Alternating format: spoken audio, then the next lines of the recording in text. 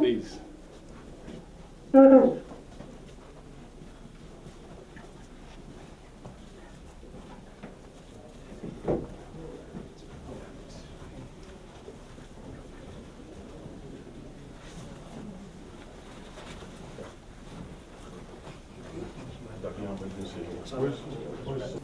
Good morning, everyone.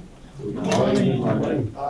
In our culture from Ghana, if you receive a visitor, the first thing you do is to welcome them with water. So before I even say anything or even do anything, I want to present to Osagyefuo water and take opportunity also to say welcome to Essex County College. My name is Dr. Amoatia, also a son from Ghana, and you get the chance to know everybody here. But this space that we are meeting is called Africana Institute. It's part of the institution, and you get opportunity to hear a little bit more history of where we are and why we're here.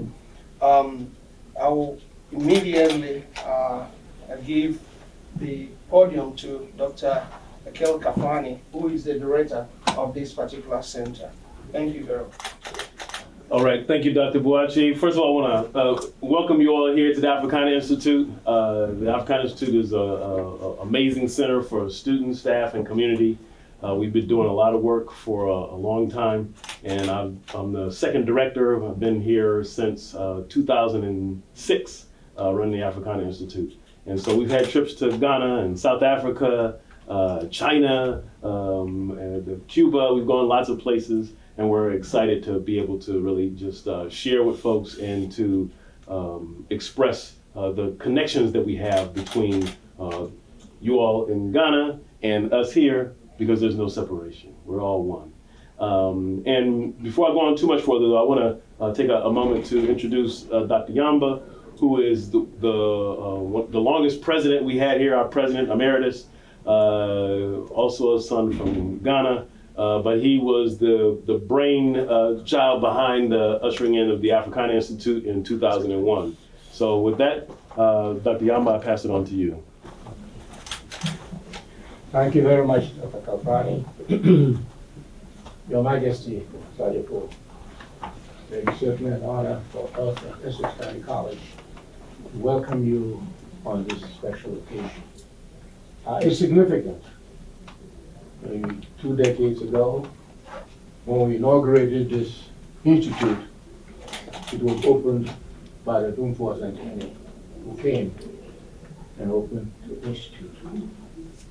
Dr. Kalfani became the second director, and since then he has taken it to great heights. And part of the purpose of the Africana Institute is to expose our students, our community, to Africans in the diaspora. And to that extent, he has done a wonderful, wonderful job. But it's rather fortuitous that you are here today. History that I was sharing with Reverend Dr. Forrest. And that is, the Osagyefuo is here, the second king to come. The first king, he himself has said, is his brother. And historically, it is. But what is also significant is that coming to Newark, many people do not know the roots and the connections between Newark and Ghana. Specifically, and I have with me, our resident historian, Okyenhene, wrote a book, Jakujo Bankwante. And Bankwante is an Achem. He was enslaved, came to Newark, fought in the Revolutionary War on behalf of his master. And when he was freed, he was given land in Newark. And he is an Achem. He's an Achem. And Okyenhene is not here to sign this copy for you, but I'll make sure he does, and then we'll present it to you. But I remember he said he may have given you a copy when it was in Accra years ago. But this book is filled with history, and frankly, when you look at it, Bankwante was a royal, so it's now up to us to trace and find out. I think he may have been part of the 1600s. So anyway, so Your Majesty, welcome to the Africana Institute, and it's a pleasure and honor for all of us to welcome and receive you today. Thank you. Thank you. Also, I want to just obviously acknowledge that Reverend Soares is here, and Reverend Soares was present when we inaugurated the Africana Institute back in 2001. So I want to give him a round of applause for staying the course, working here in Newark and upholding this and bringing us together here today. And I want to recognize Deputy Mayor Leisha DeFreitas. I hope I pronounced the name correctly. But she is the Deputy Mayor for the City of Newark, so we're honored to have her here. And our long-term professor and chairperson, Bridgeforth, who was a city council person here in the City of Newark, but she also was one of the early graduating classes here at Essex County College. So she's been here and around for a very long time and helping to keep the ship moving in the right direction. So I want to honor her and thank her for being here. Then we have a host of faculty who are here. So we want to, if all the faculty could raise your hand and just let everybody know that you are here. We appreciate all of you and your staff. We appreciate you and another chairperson. Yeah, we have a couple faculty. We have to all can come in. We appreciate it. So we're honored to have you here and your whole team. And we want to, let this be, I see this as a continuation of the things that we've been doing and building those relationships. Some people say that we're separated by water. I say that there's land underneath the water and we were never separated. And so we just have to recognize the ties that continue to bind us. So we want to thank you and I'll offer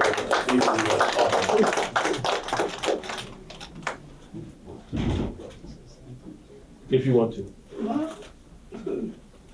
I'm delighted to be here. I am just so glad that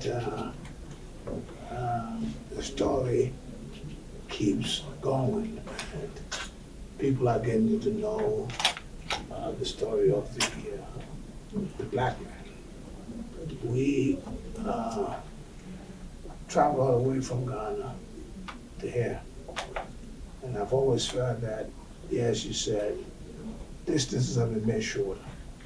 The Apollo people went into space and more, and they came back and they said, look, we may be divided by political boundaries and geography, but we are all together by ecology. We are united by nature. And by our story, we have to keep it going. So the team that I brought with me are all eager to see something like this.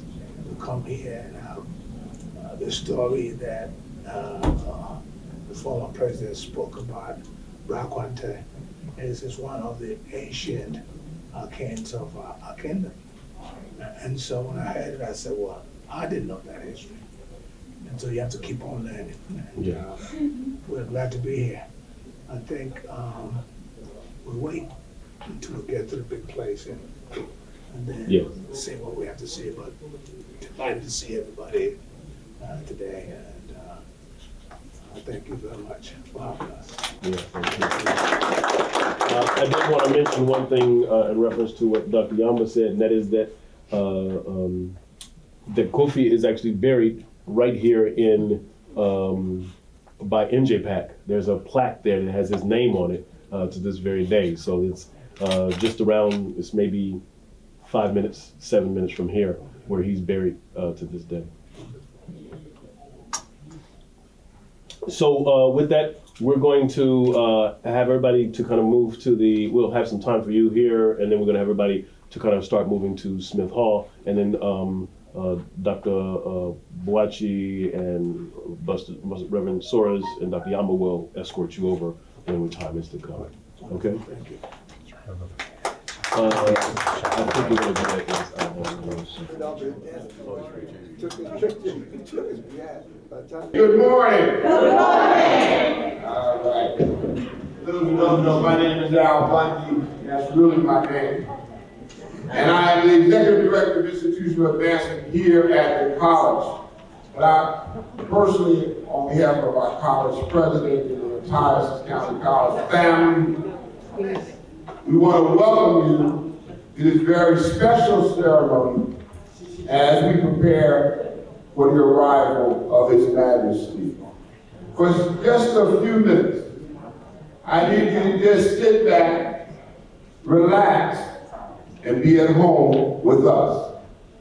It is interesting to note that in our college history, we have had the good fortune to have not one, but two presidents of the college who hail from Ghana.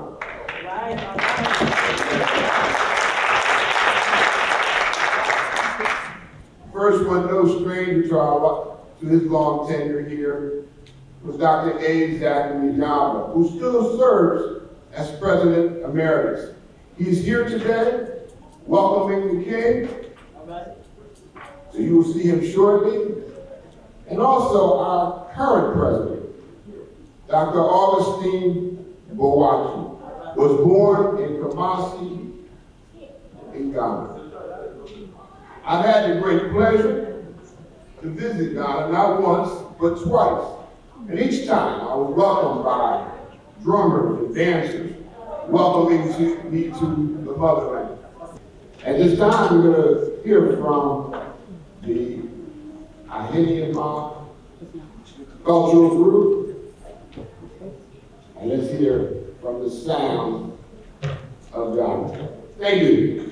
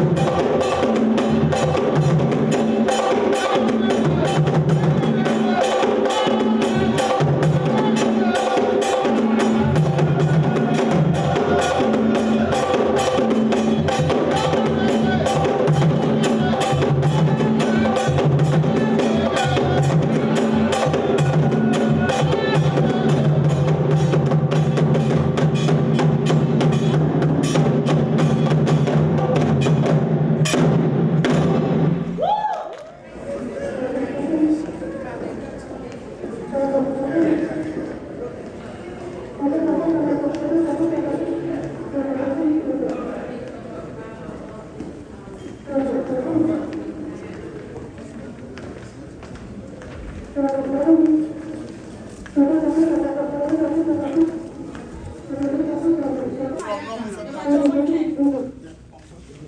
this point, I'd like to introduce a gentleman who helped put all this together.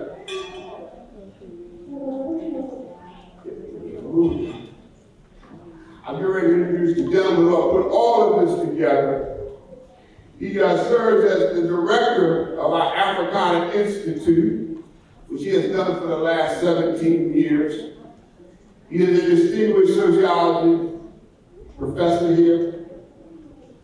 He's also the chair of our college's Social Justice Council. He is an author. He is certainly our crown prince here at Essex County College. Let's give a warm welcome. Let's show some affirmation and appreciation for Dr. Okyenhene. Dr. Yes, indeed. I'm excited to be here. It's an amazing opportunity for us to come and celebrate. Are we celebrating? We're celebrating Essex County College. We're celebrating Essex County College, and we're excited today that we're bringing to you, as you can hear the drums in the back, you've heard us sing a little bit of it, but we're excited. This opportunity is a looking back on the development of the Africana Institute. In 2021, the Africana Institute opened up, and we had the king from Ghana, another king, Osagyefuo. He was here and helped to open it up. So now here we are again today, celebrating this fabulous occasion. And now we have the Okyenhene is going to be here to celebrate. So we have Osagyefuo is getting ready to come down. So I'm going to ask everybody to stand up as he's coming down. And so we're excited that you all are here. Are you all excited to be here? Wait a minute. Are you all excited to be here? All right. Now I think you're going to give him an Essex County College look. Can you do that for me when he gets inside? All right. So let them hear you from outside. Let's do a little bit of applause. Like,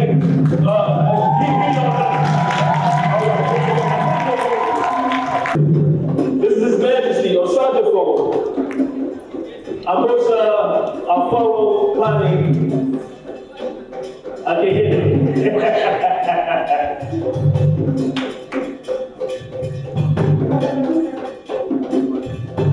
With him is Reverend Buster. Let's give him a round of applause. Also, the Queen Mother, the wife of the King, coming down here with us. Our President of the Dr. Amoatia.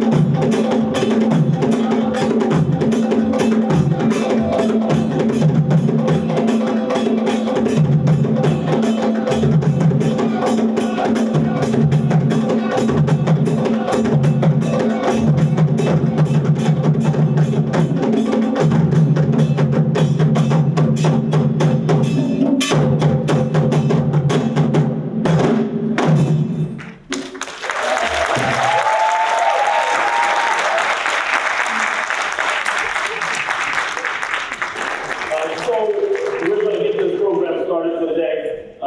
Actually, it's already started. It's been beautiful so far. And I want to take this opportunity. The first thing we do in traditional African programs, we ask permission from the elders to begin our program. And so we have the king here today, so we're going to defer to the king if we can begin the program. Sir? Thank you. So as we begin, we also have greetings from the local Ghanaian community. Is it okay if they come and greet you? Okay, please.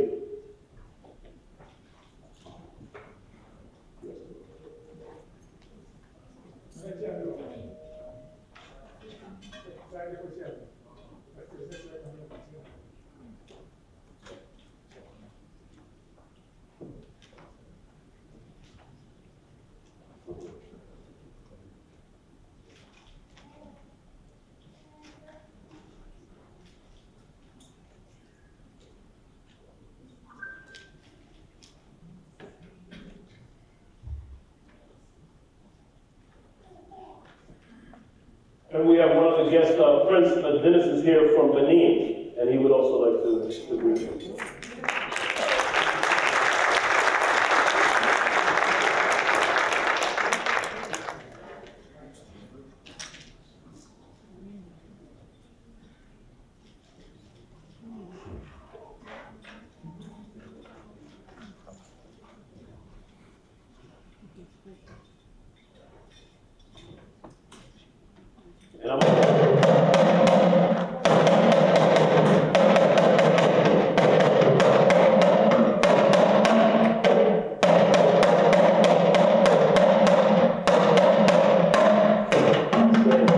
And I must follow the proceedings myself.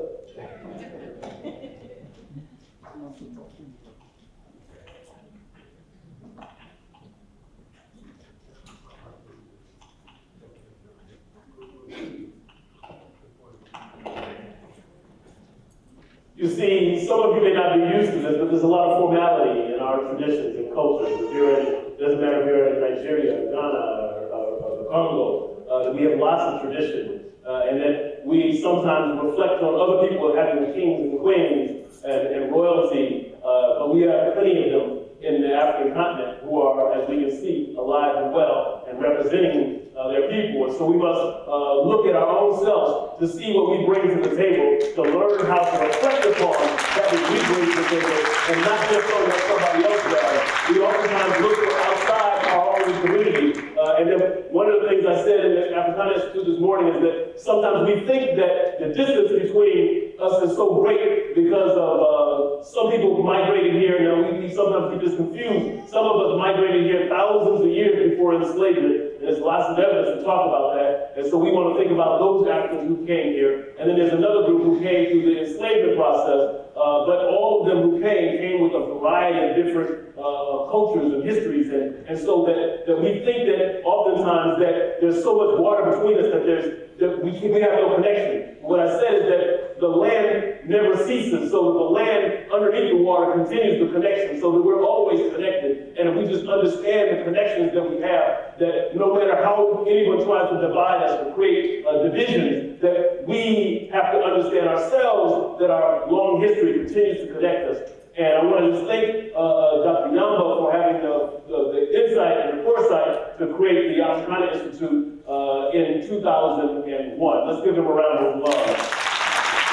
Dr. Yamba, also want to take this time to thank and honor Dr. Amoatia, who has continued the legacy that came before him. He now is our current president and is doing a valiant job leading this institution. Let's give him a round of applause.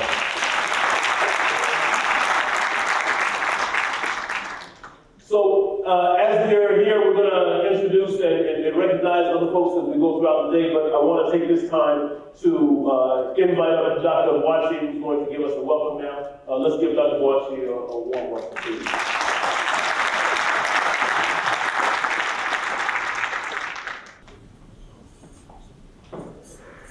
Osagyefuo. No. Honorable Mayor, Reverend Nana Suarez, Dr. Isa Griyamba, special guest, and our Essex County College family. I'm truly filled with joy to welcome His Majesty, Osagyefuo, Amoatia Ofori, Okyenhene, and his entourage to Essex County College, a college that serves students from more than 32 countries, including Ghana.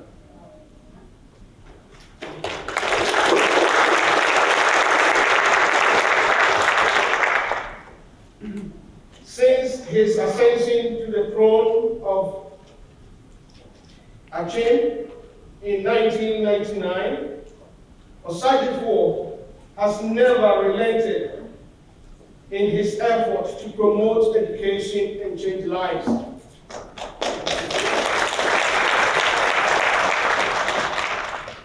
I was therefore not surprised to receive a call that expressed his willingness to visit the college during his short trip to the United States. Osagyefuo, I must acknowledge that this college and the great city of Newark have embraced Ghana in the African diaspora for decades, and the result has always been positive.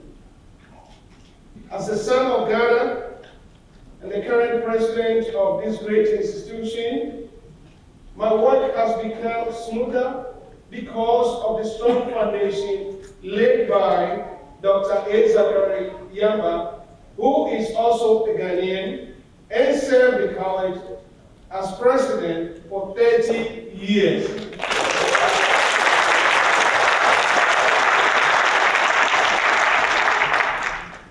Thank you, Dr. Yamba.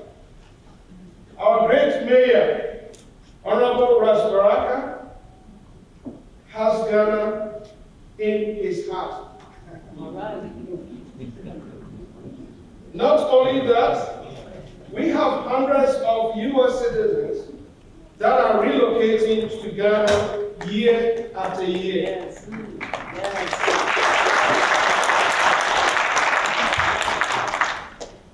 These connections, Osagyefuo, are not by accident, because we have a history and a rich culture to unveil and teach the next generation.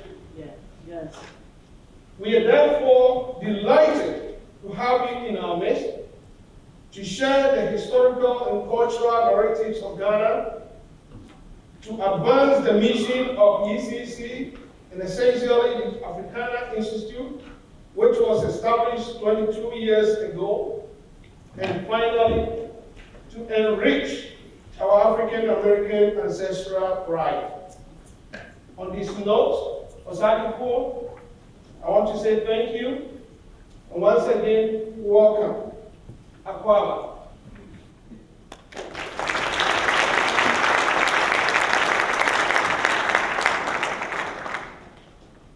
I want to also take this time to recognize the First Lady of the City of Newark. We want, Ms. Baraka, we thank you for joining us here today with your lovely daughter. We want to also recognize Lisa Friese, who's the Deputy Mayor of the City of Newark. Let's give her a round of applause as well. Also, I'd like to thank all the staff and faculty of Essex County College. If you're faculty and staff in Essex County College, please raise your hands so we all know who you are here. Lots of faculty and staff. We're honored that you're here. Thank you so much.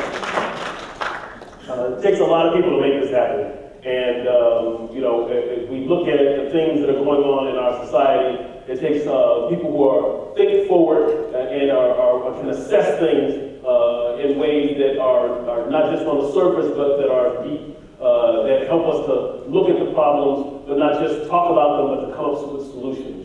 And so we are going to invite somebody to the stage right now who is a champion in the city of Newark for looking at, addressing, and talking about problems, but developing solutions to those problems. So without further ado, I invite Mayor Rasbaraka to the stage, please.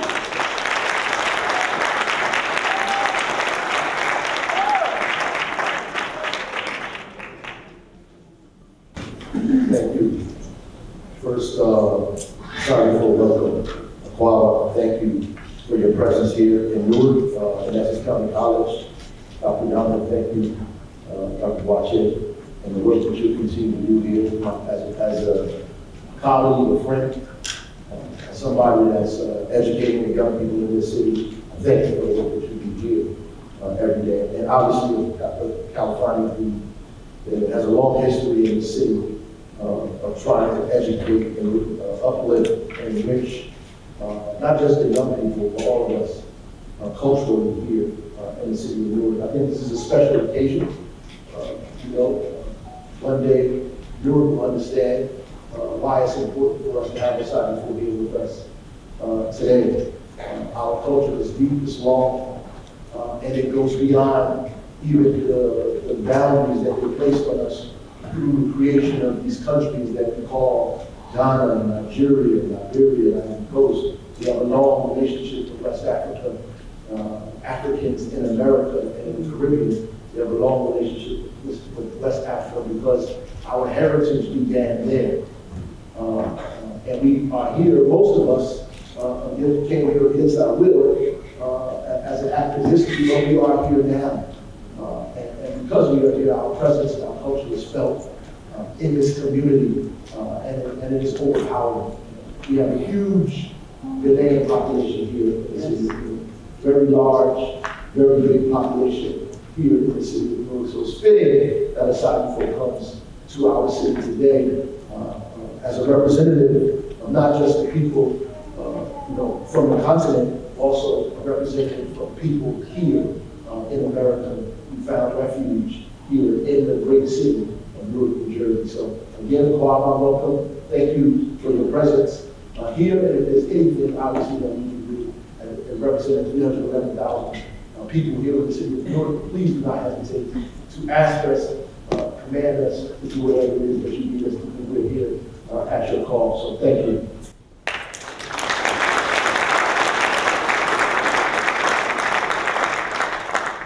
Thank you very much, Mayor Baraka.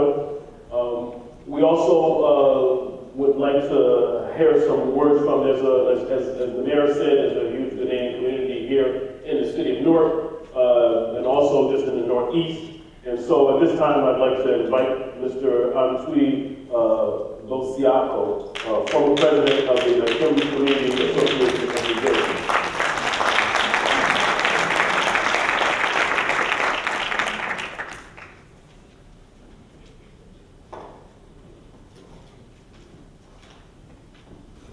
Osagyefuo,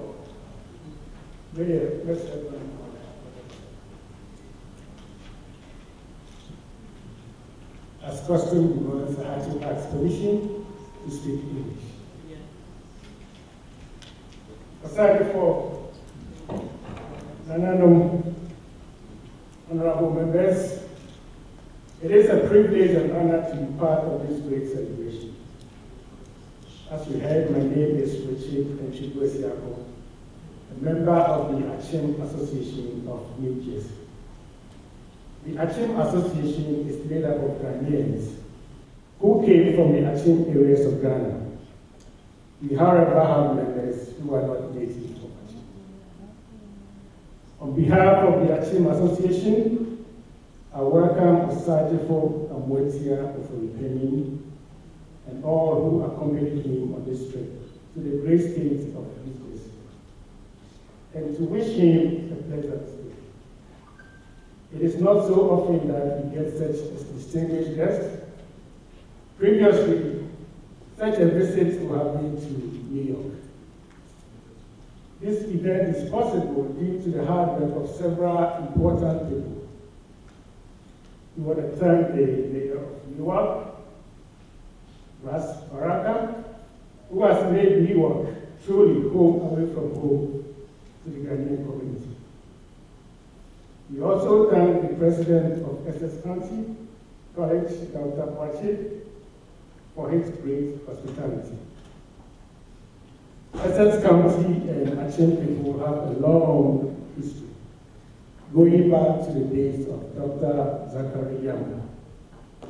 In fact, the Achim Association was born in Essex County College. The Final thank you is to everyone here for honoring the invitation to spend time with our noble king. Osagyefuo, we have heard and seen evidence of the great works at home. We pray for good health for you and long life to enable you to achieve what is in your heart. Nananom Ochimankuwo is here to assist you in all your plans during this short visit. Thank you again, everybody. I hope you all enjoy our great culture.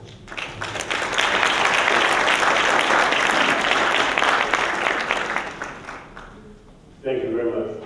And now a longtime friend of Essex County College and New Jersey, someone who has been doing tremendous work, not just as a reverend, but as a statesman here in the state of New Jersey and really around the globe. And so we have the honor of having with us here today Reverend Dr. Osagyefuo. And so let us give him a round of applause because he was with us last week at the business conference here at County College. So let's give him a warm welcome. My friend and brother, Okyenhene, of the Amoatia Kingdom, to my friend and brother, president of this great institution, Dr. Majesty, to our president emeritus, who has been a trailblazer for everything right in New Jersey, Dr. Yamba. He married one of my former classmates. Just to show how wise. And of course, to Mayor Baraka and his lovely wife, Linda. It was in the late 1960s, after the assassination of Malcolm X, 1965, after the assassination of Martin Luther King, 1968. Some young students from Montclair decided that we needed a different understanding of life. And there was one leader in our area who we believe could correct what Carter G. Woodson called our miseducation. Yes, yes. We'd grown up watching Tarzan, swinging through the trees of what was called the Dark Continent. And the animals seemed to be more civilized than the Africans. And so we came from Montclair to Newark, one block from here, 502 High Street. We connected with one of the preeminent minds and creative authorities of who we were, Mr. Amiri Baraka.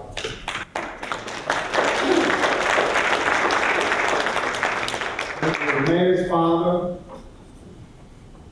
gave us the key to unlock many of the truths that we live today. It was Amiri Baraka who taught us a value system that insulated us against the onslaught of racism and brutality. And that value system was rooted and grounded in who we were as an African people. It was Amiri Baraka who taught us the value of land. Yes. And his theme for the political engagement was that the land was changing hands. What I want to say about Mayor Baraka is that for years, his father's vision was undermined by people who weren't serious about black power. So we had a lot of black symbols. We had a lot of blacks emerge to positions and have titles. And I'm proud to live long enough to see the vision of Amiri Baraka manifest in Raz Baraka, because the fact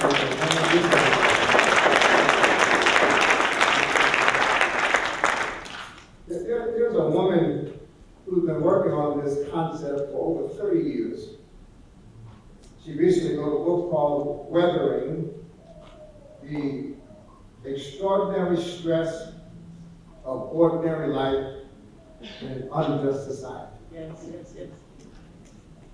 She uses the analogy of a bridge that's so old that after years and decades of wind and rain and snow, that the weather has really decimated the capacity of that bridge to stand. And in one instance, a person just drove by and saw that the bridge was up one day and down the next. And when the question was raised, what happened? There's no precise answer because it was an accumulation of conditions that caused that bridge to fall. And what this author argues is that if you live in the presence of injustice long enough, if you've gone shopping and asked to see an item only to have the person tell you how much it costs, if you've got a freeze in your stomach and you saw the police lights flash because the police are pulling you over, if you felt personally wounded when reading about a young man who goes to pick up his younger brother and sister but went to the wrong house and got shot, if you've had any of these experiences, then even in the year 2023, you are experiencing a kind of stress that that bridge was experiencing. It's hard to touch. But racism and injustice has been so perfected in this country that it functions like anthrax. You can't see it, but when you breathe it, it kills you. And each of us understands that injustice defines who we are. And when we gather like this, we see that we celebrate not only who we are, but who we have the potential to be. And so after having my mind liberated and having been invited to Africa, to West Africa, not Egypt, where I had been, not South Africa where I lived, but when I was down in Ghana, this whole idea of injustice became so poignant to me because in many ways, when you visit Ghana, when you visit West Africa, your feelings of trauma and stress are exacerbated. Because you see all of the land, you see all of the natural resources. In the actual Amoatia kingdom, whose royal will speak to you in a few minutes, we've got gold, we've got diamonds. I visited the Cocoa Research Center and learned some years ago that Ghana produces the second largest quantity of cocoa in the world. Yep. But then Ghana has to export the cocoa. Yes. And then Ghanaians have to buy Swiss chocolate. Even though they own the ground where the chocolate was grown. Ghana is rich with orange trees. But when a Ghanaian buys orange juice, they bought orange juice after the oranges were picked in Ghana, exported to be processed, and then sent back to Ghana. So Ghanaians have to buy foreign processed orange juice. Oh. And so what happens when you go there is the first thing you do is you get angrier than you were before. Because when you see the continuation of oppression and injustice, it exacerbates the weathering that you felt before you went. But I've also learned that Africa not only exacerbates it, it mitigates it. Because when you go to the palace in Chevy, which I'm nominated, by the way, to be assistant city of the North. Nobody gave me permission, but I'm just nominated. Since North like assistant city, that will be a great sister city. When you go to chapel and you visit that palace, what you see is 7 centuries of unbroken succession for the person who sits on that stool. Long before King James wrote his Bible, long before Shakespeare wrote his poetry, long before Christopher Columbus got lost and ended up over here, and took credit for discovering an occupied country. There was a stool in Chile. There was a royal sitting on that stool. And there are records documenting the structure, the civilization, and the lives of people going all the way back to the 1300s in this kingdom, which predates the European lines that the man talked about cutting up Africa to the benefit of Europe. And so I have a plaque on my wall that gives the name and the dates of all 34 Okyenhene kings that sat on that stool, with this one being the 35th.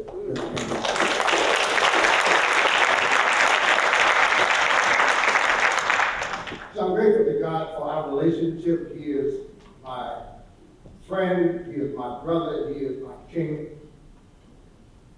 I go back and forth to God as often as possible, and depending on the outcome of the next presidential election, I might be moving to God. Because I'm not disengaged. And what I want you to know is that this particular royal, in large measure, partnering with the Okyenhene from the Ashantis, is forging a new style of traditional leadership. This king is not preoccupied with being showered by gifts and simply being served by his people. This king is responsible for economic development in the area of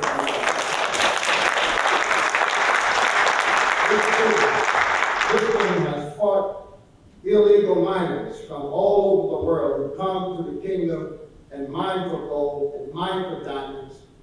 They take it without permission, and then they leave the mines open so that people walking through the forest and through the grass end up dying to their death in these Delancey mines.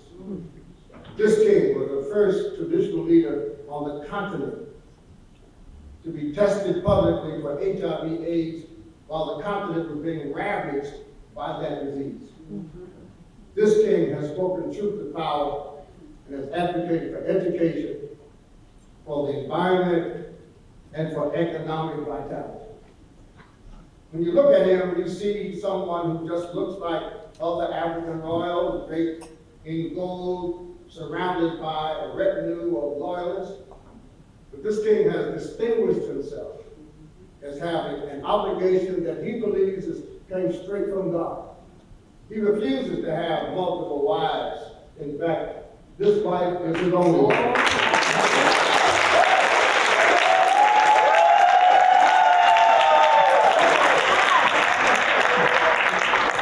And although his refusal violates the tradition that he inherited, his loyalty to God and his respect for women has caused him to say, I will do the best.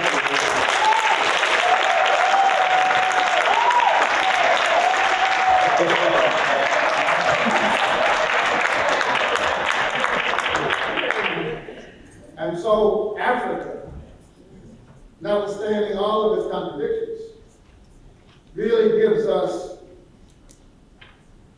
the mitigation that we need against all of this onslaught of oppression, because we see resilience, we see creativity, we see integrity, we see stature.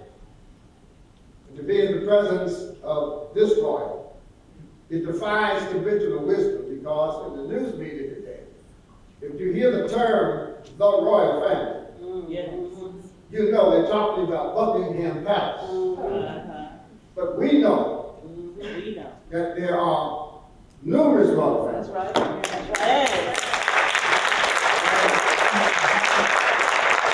And African royalty is continuing to carve out a future where Africa actually belongs to Africans. I was here when the Okyenhene came in 2001, and this institution launched this African Institute. I'm here with my friend and brother from Chevy. In 2023, declaring that no weapon formed against God's people can prosper. And under his leadership, not only do we celebrate the rich culture of the past, but we are investing in the hope that God gives us for the future. And I close by simply inviting you to join us. We take trips to Ghana every year, at least once. Okay. I told the First Lady that we go places that most people can't go when we get there because we got the king on our team. And then she pulled out a picture of her as the president at the time. To remind you who she is. And I thank all of you for your time. I want you to listen very carefully. Because this is not only a celebration of culture, although it is. This is a declaration of hope. Where Africans in Ghana, Africans in America, and those who are our allies and our friends come together to ensure that our future will be better than our past. And that no suppression or oppression will hold us down. I like the old song that we used to sing when we started there, ain't no stopping us now. When you hear this king, when you feel his passion, you believe it, notwithstanding police brutality, notwithstanding the criminal justice, injustices, notwithstanding all of what is happening every day of our life. When you hear this man, you will leave here singing that song, ain't no stopping us now. God bless you.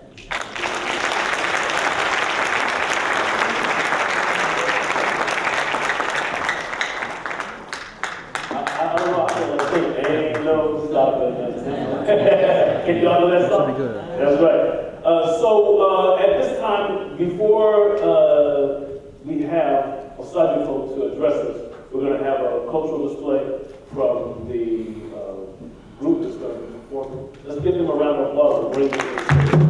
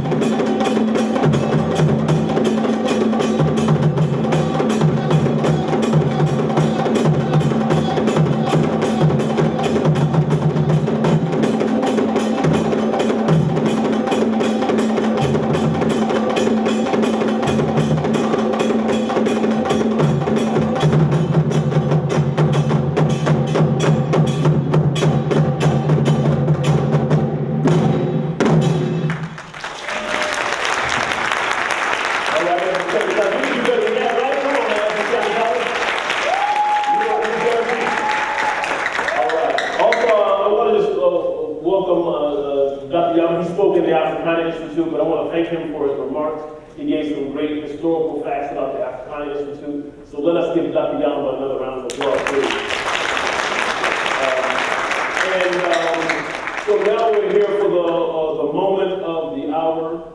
We want to invite His Majesty to come and join us on here. Well, he's going to speak from there, but Osagyefuo, Amoatia, Ofori, Panin, Okyenhene. So the floor is yours. Thank you very much, sir.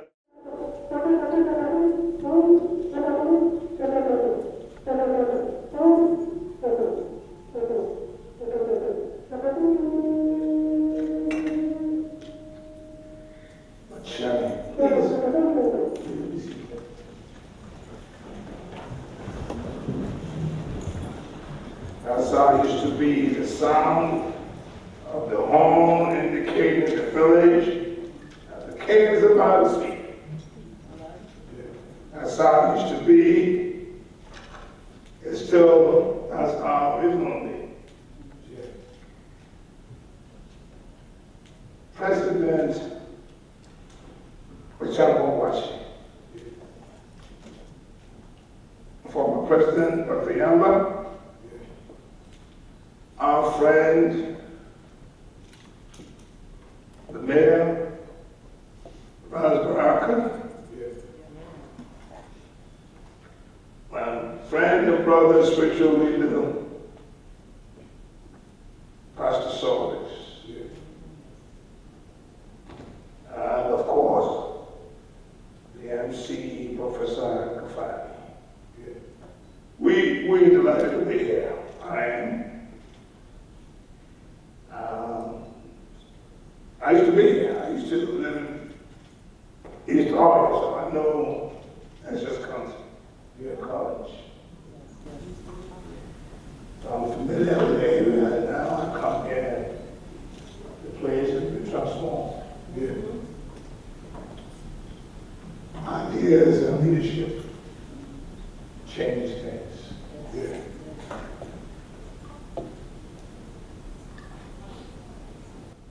I am again delighted to hear students and faculty members permit me to express my pleasure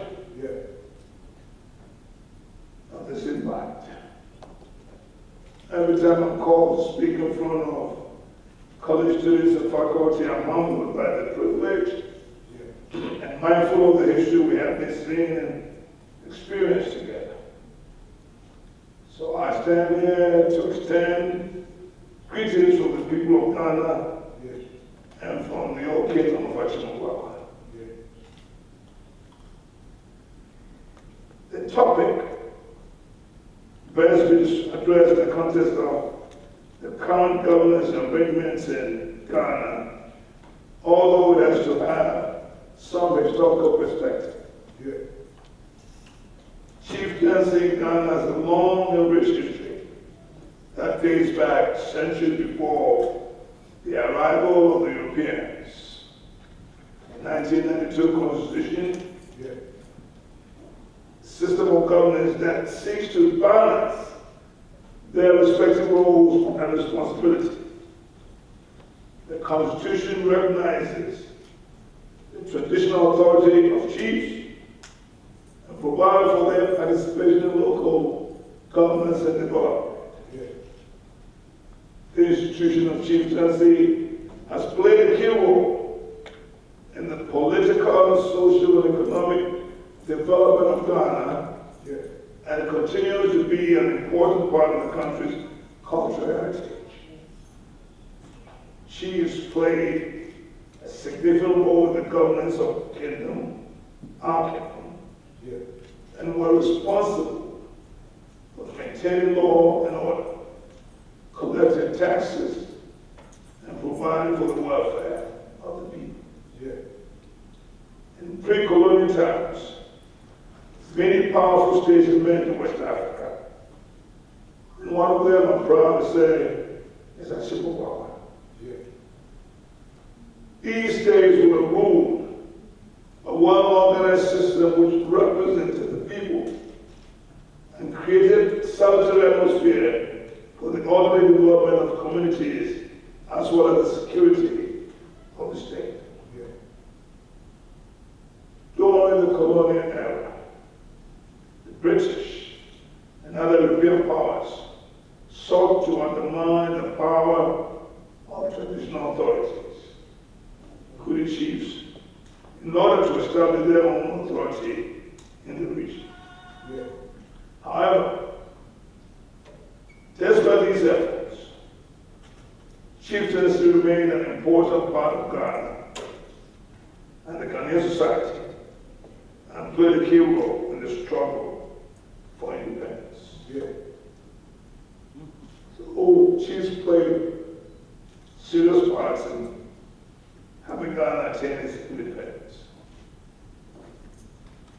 After independence, chieftaincy was recognized as an important part of Ghana's cultural heritage and was enshrined in the country's constitution. But once we told the British to leave, told them that, yes, it's time to get out of town. Our former first president told Panin, who was the governor, said, you go and tell the Queen that we're all right. And he further said something that resonated all across Africa. He said, the black man is capable of managing his own affairs. That's right. All right. That's right. So you leave. And this sure did. One thing that was made clear by the earlier African elite was when the white man was leaving, they told chiefs also to step aside.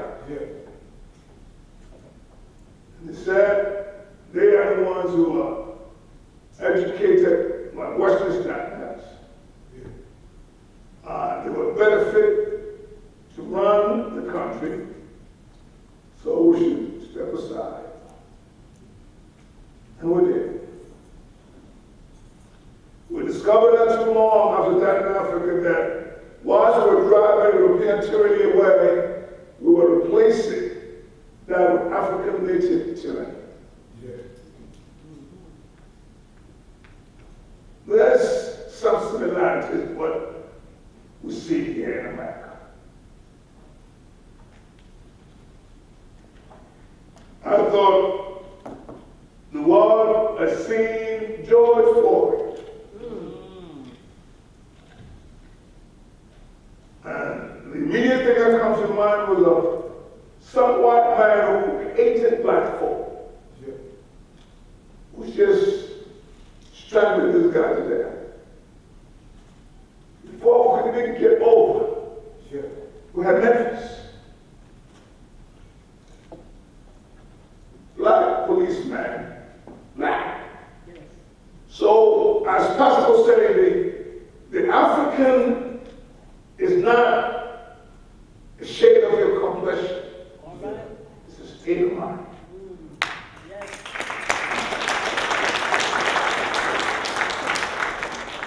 State of mind, and evil does not know color. Right after independence, Africa struggled. Because leaders who were Africans, who were ushered in by Africans, were doing things that the white folks never did. But something picked them and we came around and said, enough is enough. So in 1992, we decided to lay it all out and stop all the bleeding and all the torture and all the uncertainty to get our people to understand that we will have to control our government by our people. So they did. The goal for Europeans was just to come and conquer and dominate the earth. So when they came and saw Africans who were not ready to take their system of land ownership, they call them primitive. When they didn't share their land ownership idea, again, they were not smart enough. Our forebears had no desire to place the source of our survival, natural resources, into the stream of commerce, because they believed that the resources were their sacred heritage. They were viewed as ignorant. And because the ancestors' value system was based on relationship and not currency, they were believed to lack the capacity to live civilized life. That was the white folks' legacy.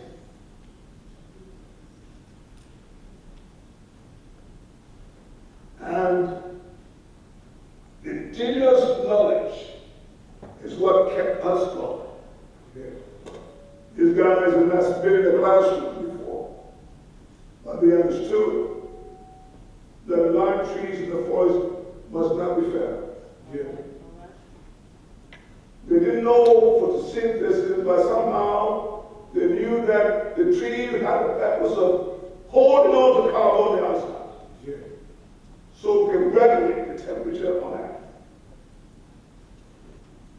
These ancestors knew that you could not mess with the soil where your fruit grows up. They didn't put pesticides in the soil.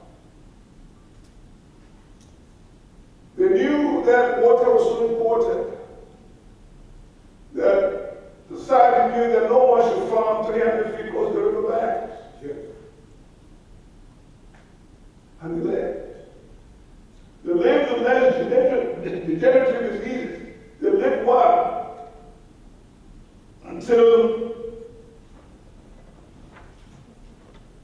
modern society came on and said, well, we're going to be felling trees for timber.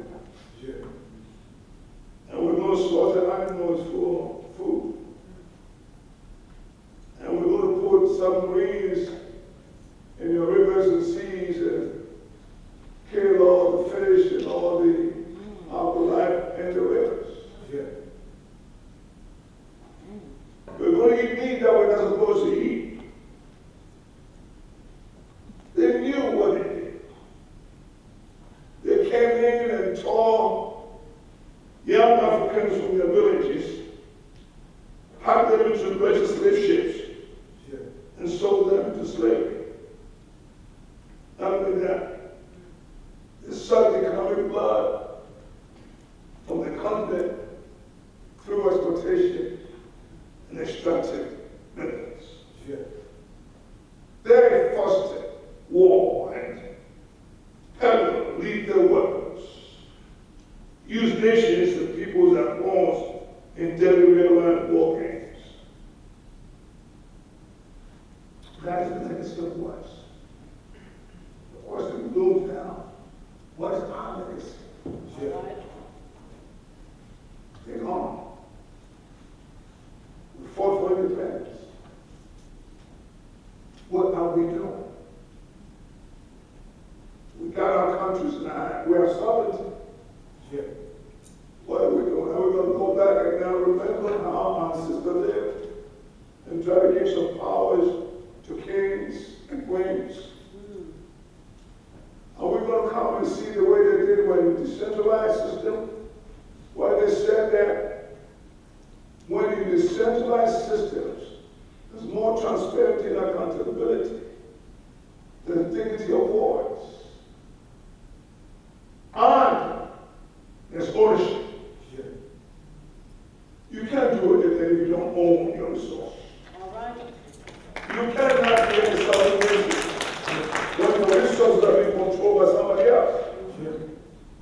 And so our part will try to tell our governments, and I think they're going to have, that the people who live in the location where they are have the resources, but not there to manage. So leadership calls for us to change some of the things that we used to have. The change must come. Change must come. Yes. And the change coming is not for the faint-hearted. All right. Neither is it going to be for those who are unwilling to make hard choices. We need to make hard choices if we're going to prepare for a better future of our children. And so, what you see, as Pastor said, we are kings, but we're nobody. But we have some authority, and we are influential. Because the people who are our citizens wouldn't have it any other way. They need to have their kings speak. And I do speak. I mean, if you took my resources, and took my laws, and took my police, and take my resources, call me a landlord, but I don't own the thing that I under my land, and the thing that's on top of the land. Only thing I left is speak. And I do the right to speak and communicate ideas. And as you know, speaking changes things. Yes, yes.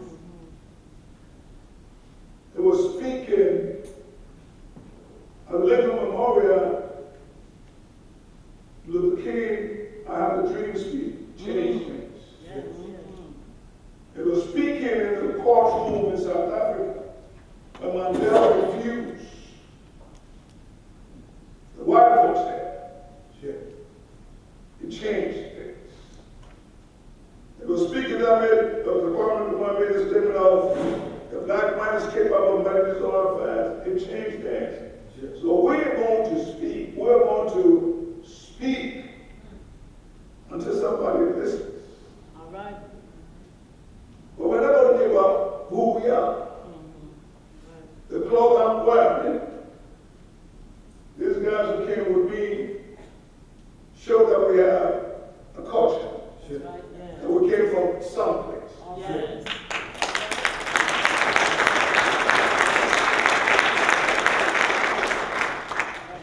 But at the same time,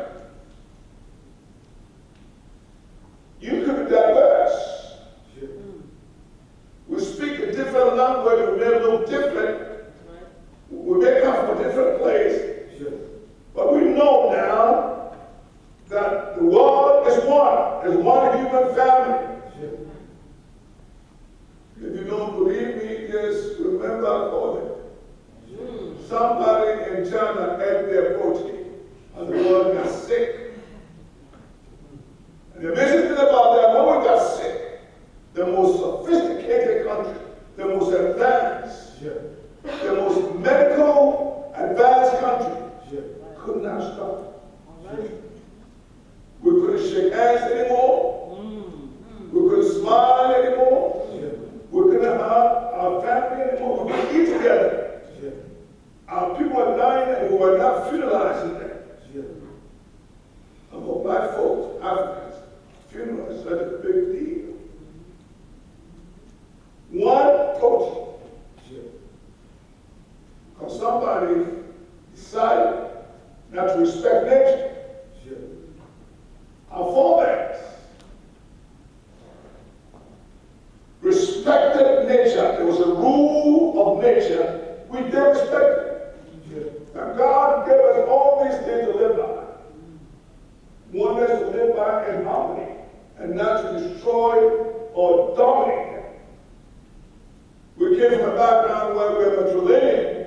In the matrilineal societies, cooperation is the key. Patriarchal societies control the competition. And so we like to think that if you go back and see how our forebears used to live,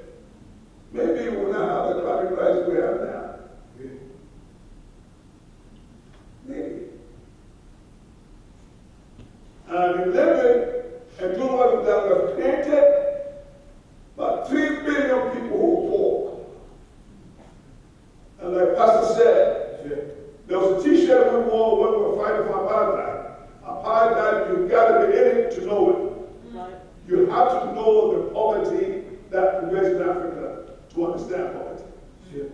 The poverty you have here, yes, is poverty within opportunity.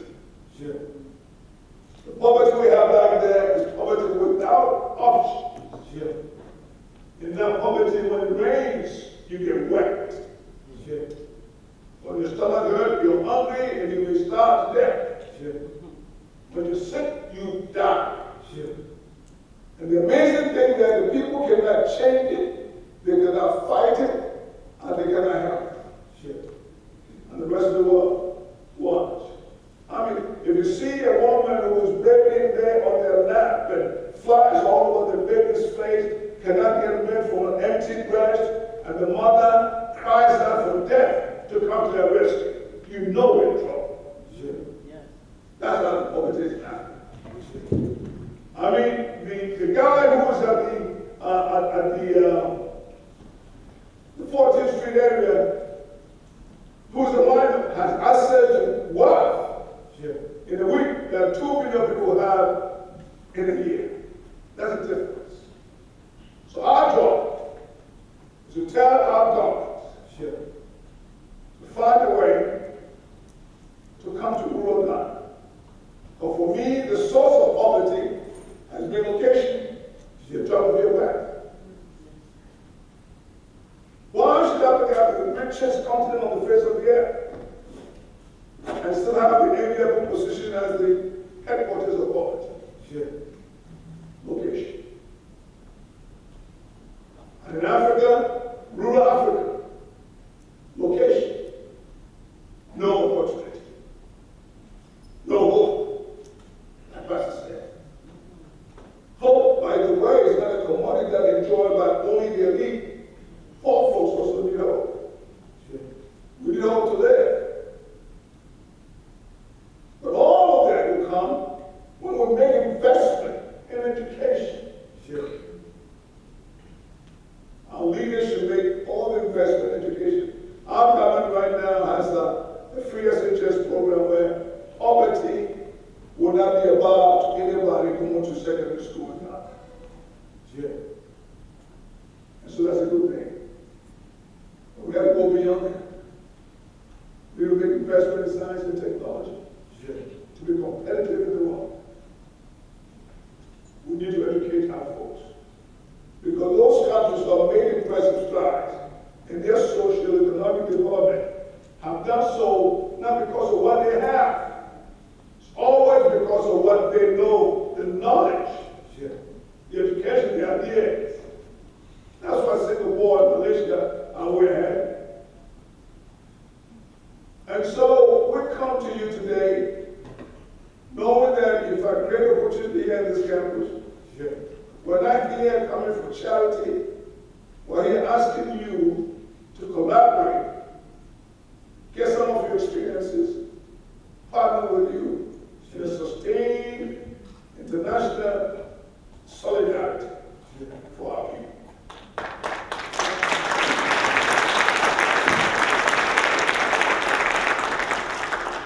But we cannot do that to grow if we leave our women behind.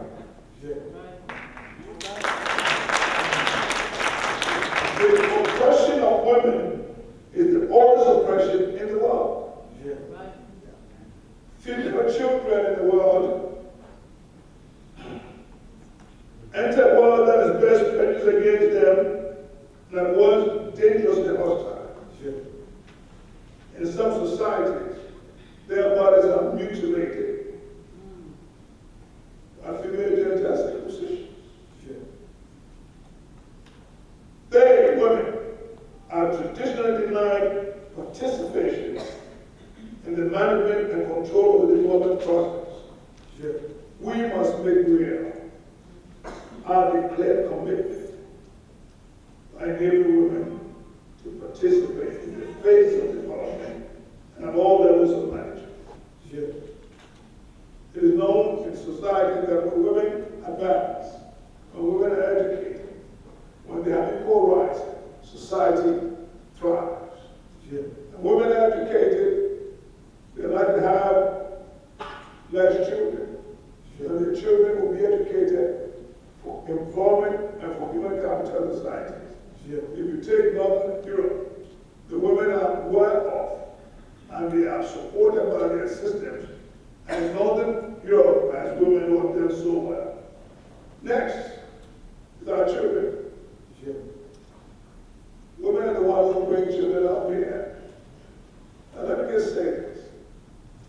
If you haven't been to a doctor's place where a woman is delivering a child, those of us, those of you who are young and getting married and have tried and watch, it will change you. The divine technology of the process they go through. When a child enters this world,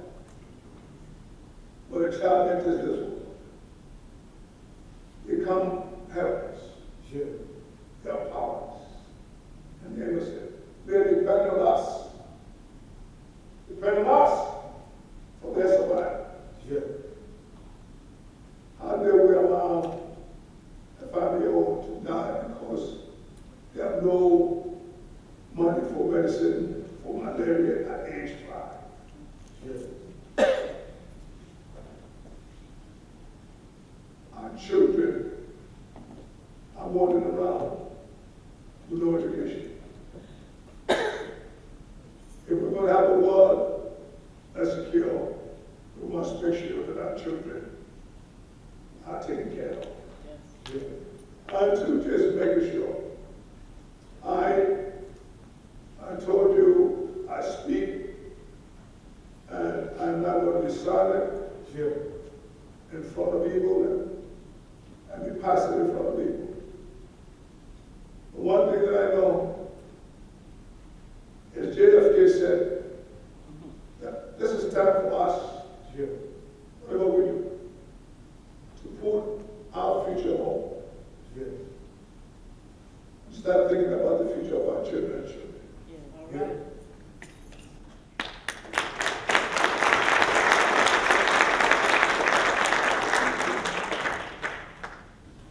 To create change that will be lasting, to build a new world that will sustain itself and yet protect its valuable natural resource. Kennedy, 1960. Last time when I held my granddaughter, 4 months old, 3 months old,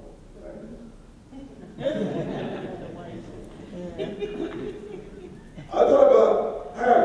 I looked at myself, I'm 72 years old, and I'm thinking, you know, she has 71 years to get my age.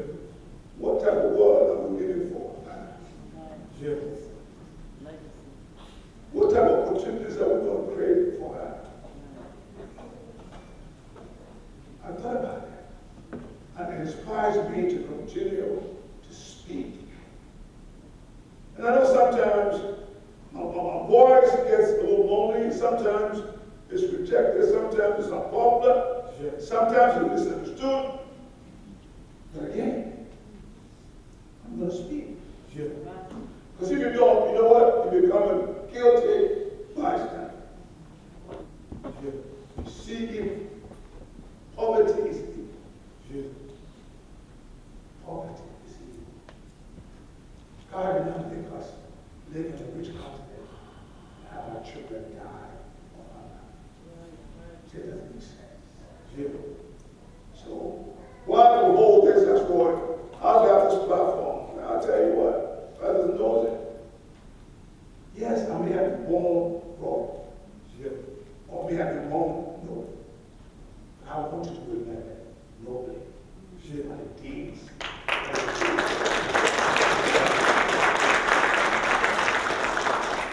And Mr. President, I thank you for the thing that you've done here. Going back to from the Yamba to building this university college the way it is. But I'm impressed how people have remembered to change North. North. It's somebody's idea. Somebody wants to sleep. And thought about all this. For those those men who came to do this will never remember for their degrees that they hold, for the houses they live in, for the cars they drive. They'll remember that they too have a single child in the war. That's the greatest accomplishment. Thank you, God. Thank you.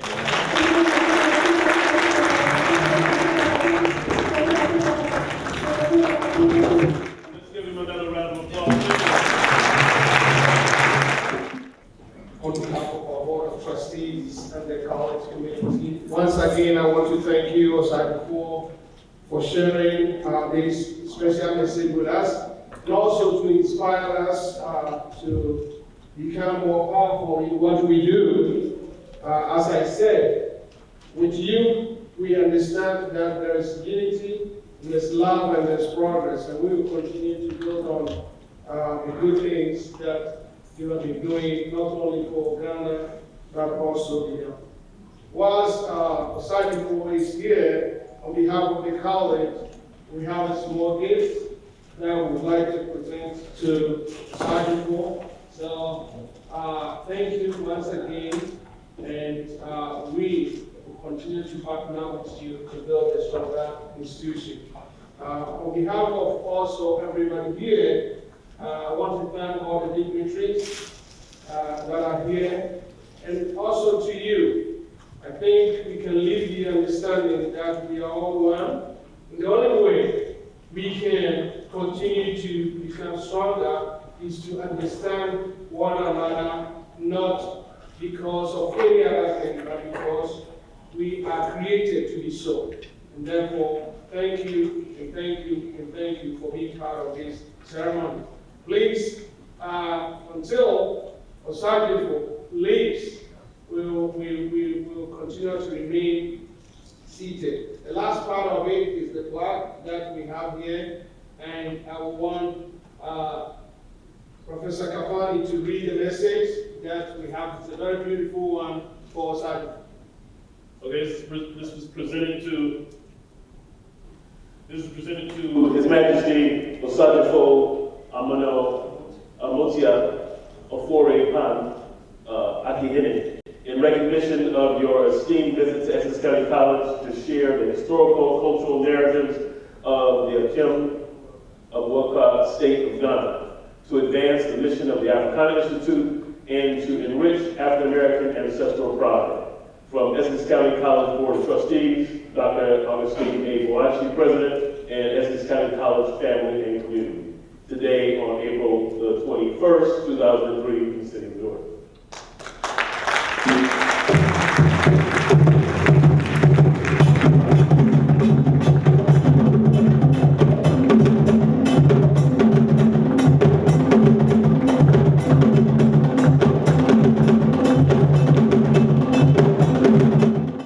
We have flowers for our Queen Mother, the wife of Osagyefuo. Thank you.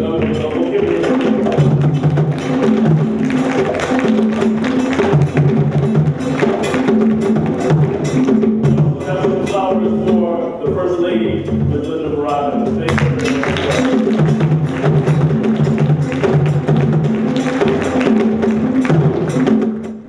Good afternoon. Can I behalf of His Majesty and the team, I'm going to invite our Honorable First Lady, Nana Osagyefuo, to make this presentation to Essex County College.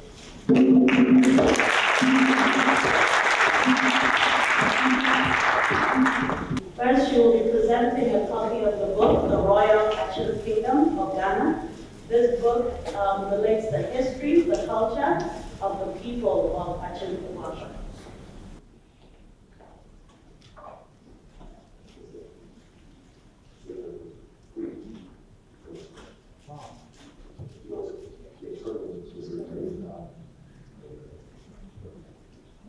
So on behalf of the Okyenhene Kingdom, I present this book to the President of the Essex County College, Dr. Panin, and the whole school. Thank you.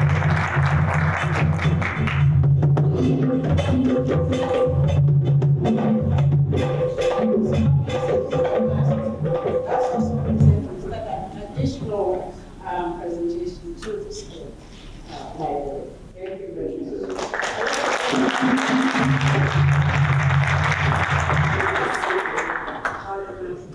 A little bit about the mask. The symbol on the mask is a sword, it's the traditional sword. It is a symbol of royalty, it's a symbol of authority, and it represents leadership. Today, Essex County is a leader among the colleges in the United States for being the first to vote His Majesty, Osagyefuo, Ofori, Okyenhene, to a traditional durban on his school campus. Thank you.